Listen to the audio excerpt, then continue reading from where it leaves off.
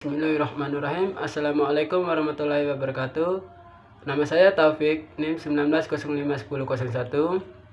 Saya dari Prodi Pendidikan Biologi semester 5. Di sini saya akan menjelaskan tentang genetika atau genetik molekuler untuk memenuhi tugas dari Bapak Taufik Samsuri, SPD MPD, selaku dosen mata kuliah media pembelajaran dan teknologi.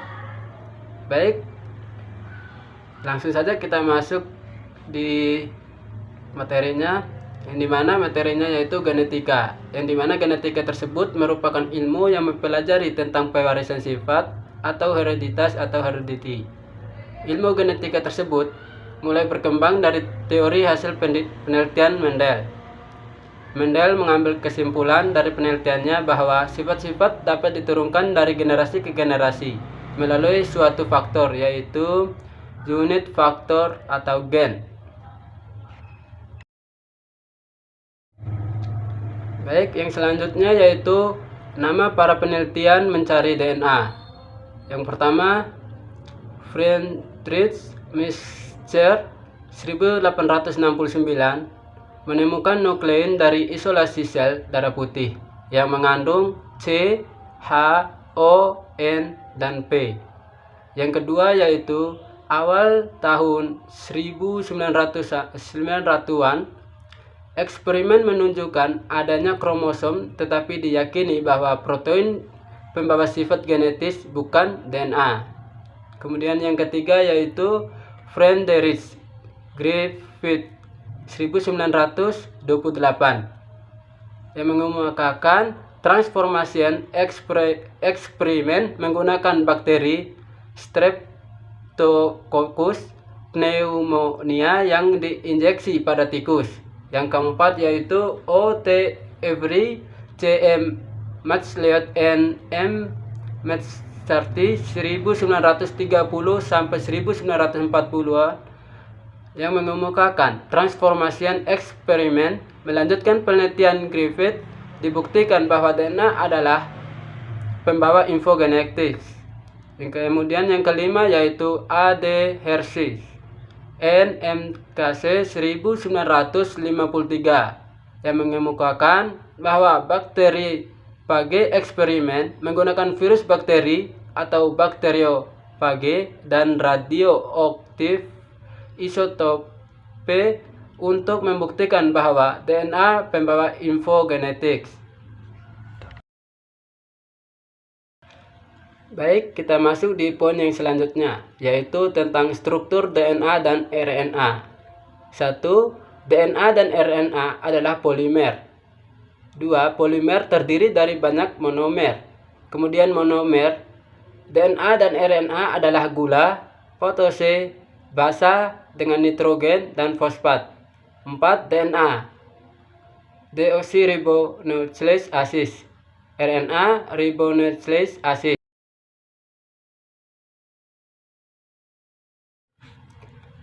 Baik, di slide selanjutnya yaitu masih tentang struktur DNA. Setelah percobaan Hershey, para ilmuwan lebih yakin bahwa DNA adalah materi genetik, yang dimana nukleotida pada tahun 1920-an, ahli biokimia P. A. Levene menentukan struktur dasar nukleotida yang membentuk DNA. Nukleotida adalah subunit asam nukleat dan terdiri dari gula 5 karbon, gugus fosfat, dan basa nitrogen. Dan ada pun beberapa fitur penting dari molekul yang mereka usulkan adalah sebagai berikut. Yang pertama, dua untai luar terdiri dari deoksiribosa dan fosfat bergantian. Yang kedua yaitu basa sitosin dan guanin yang berpasangan satu sama lain oleh 3 ikatan hidrogen. Kemudian yang ketiga, basa timin dan adenin berpasangan satu sama lain oleh 2 ikatan hidrogen.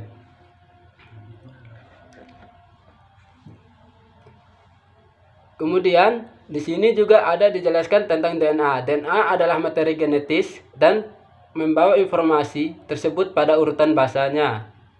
Kemudian model DNA. Model DNA yang ditemukan oleh Watson dan Crick menunjukkan bahwa pasangan basa dapat menjadi dasar mekanisme penggandaan molekul DNA.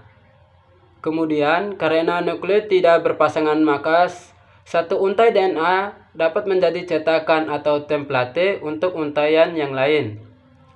Kemudian selanjutnya yaitu masuk di poin struktur RNA, yang dimana struktur RNA ini yaitu satu, mempunyai gula ribosa, kedua, merupakan molekul satu untai atau single strand.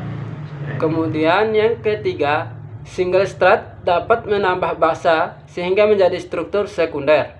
Yang keempat yaitu mRNA, single atau double strand, ditemukan pada genom beberapa jenis virus.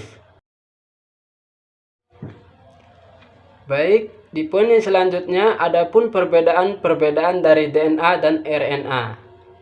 DNA satu ditemukan dalam nukleus di kromosom, mitokondria, plastida, dan sentriol. Yang kedua yaitu double helix. Yang ketiga fungsi hereditas dan sintesis. Keempat protein. 5 basa AGTC. 6 gula deoksiribosa. Sedangkan pada RNA ditemukan di sitoplasma, terutama di ribosom dan nukleus. Yang kedua yaitu rantai pendek dan tunggal. Yang ketiga fungsi dalam sintesis protein. Yang keempat basa AGUC. Yang kelima gula ribosom.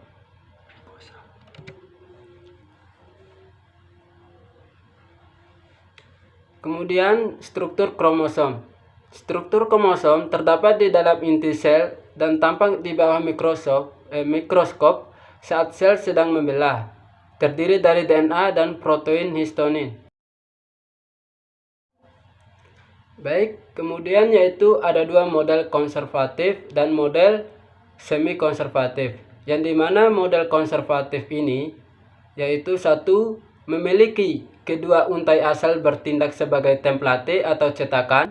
Yang kedua, dihasilkan dua molekul DNA, yang diantaranya yaitu molekul asal atau parent dan molekul baru. Kemudian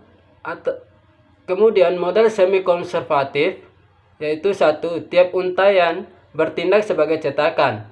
Yang kedua, dihasilkan dua molekul DNA baru, masing-masing terdiri dari satu untaian asal dan satu untaian baru. Baik, penjelasan selanjutnya yaitu tentang perbedaan dari transkripsi dan translasi. Transkripsi yaitu satu, proses pembentukan mRNA dari salah satu pita DNA. 2.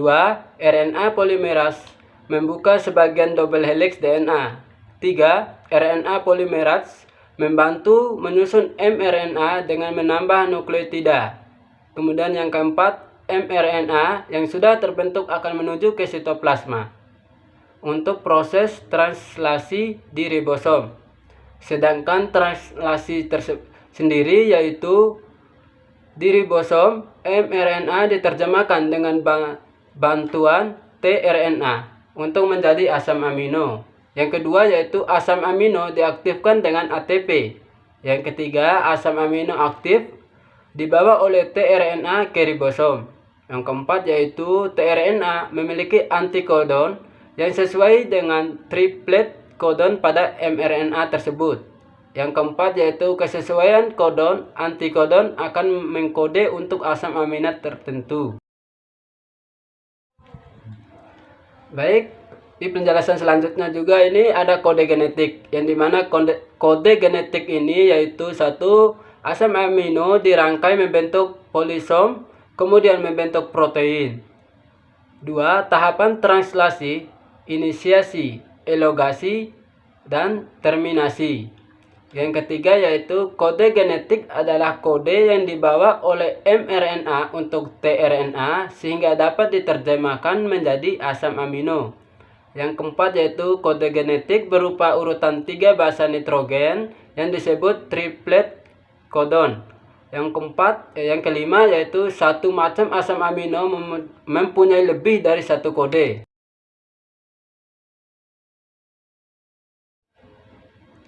Baik, dari penjelasan sebelumnya dapat saya simpulkan bahwa materi genetik tersusun dari asam nukleat.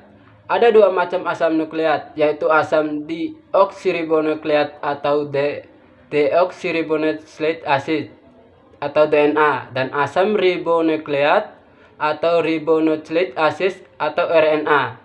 Yang kemudian yaitu istilah kromosom sebagai materi genetik hanya berlaku pada makhluk hidup golongan seluler eukariotik di dalam inti saja. Pembawa sifat yang berada di luar inti dari golongan seluler eukariotik berupa asam nukleat DNA tanpa protein. Pembawa sifat pada golongan selain seluler eukariotik bukan berbentuk kromosom tetapi berbentuk DNA murni atau RNA murni. Baik, mungkin itu saja penjelasan dari saya yang bisa saya sampaikan. Lebih dan kurangnya saya mohon maaf. Wabillahi taufiq wal hidayat. Wassalamualaikum warahmatullahi wabarakatuh.